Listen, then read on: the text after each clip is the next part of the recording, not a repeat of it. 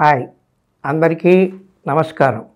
నేను చిట్టి విజయ్ కుమార్, న్యాయవాదిని. మీరు కనుక మొట్టమొదటిగా నా వీడియో చూస్తున్నట్టయితే లైక్ చేయండి, సబ్స్క్రైబ్ చేయండి, పక్కనున్న బెల్ బటన్ నొక్కండి. అప్పుడు ఆటోమేటిక్గా మీకు నా వీడియోస్ నోటిఫికేషన్ ద్వారా వస్తూ ఉంటాయి.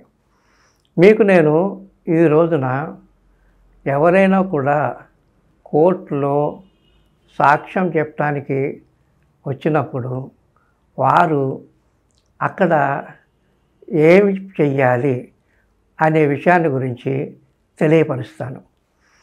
ఎవరైనా కూడా ఒక వ్యక్తి ఏదైనా కేసులో కోర్టులోకి సాక్ష్యం చెప్పడానికి వచ్చినప్పుడు అతను లేక ఆమె ఆ సాక్ష్యం విట్నెస్ బాక్స్ దగ్గరికి వస్తారు. ఆ విట్నెస్ బాక్స్ దగ్గరికి వచ్చిన తర్వాత కోర్టు వాళ్ళు వారి చేత ప్రమాణం చేయిస్తూ ఉంటారు. ఆ ప్రమాణాన్ని కోర్టు వాళ్ళు చెప్పినప్పుడు ఆ విధంగా వారు తమ నోటితో ఆ ప్రమాణాన్ని చేయించాల్సి వస్తుంది. దాని తరువాత ఆ విట్నెస్ బాక్స్లో ఉన్న కుర్చీలో కూర్చుని అక్కడ ఉన్న అడ్వకేట్స్ అడిగే ప్రశ్నలకి, అంటే క్రాస్ ఎగ్జామినేషన్ కానీ చీఫ్ ఎగ్జామినేషన్ కానీ వారు తగిన విధంగా సమాధానం ఇవ్వాలి.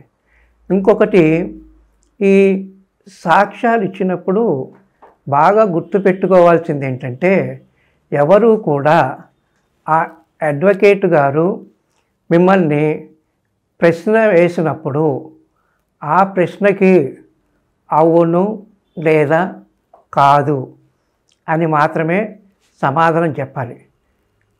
ఆ విధంగా కాకుండా ఎదురు తిరిగి సమాధానం చెప్పడం కానీ, లేకపోతే ఏంటంటే దానికి సంబంధించకుండా ఇంకేదేదో చెప్పడం వల్ల ఏమవుతుందంటే, ఎదురు తిరిగి సమాధానం చెప్తే కోర్టు వారు వారికి వార్నింగ్ ఇస్తారు. మీరు ఆ అడ్వకేట్ గారు అడిగిన ప్రశ్నలకి మాత్రము అవును లేదా కాదు అనే మాత్రమే సమాధానం చెప్పాలి తప్ప అడ్వకేట్ గారిని మీరు తిరిగి క్వశ్చన్ చేయకూడదు.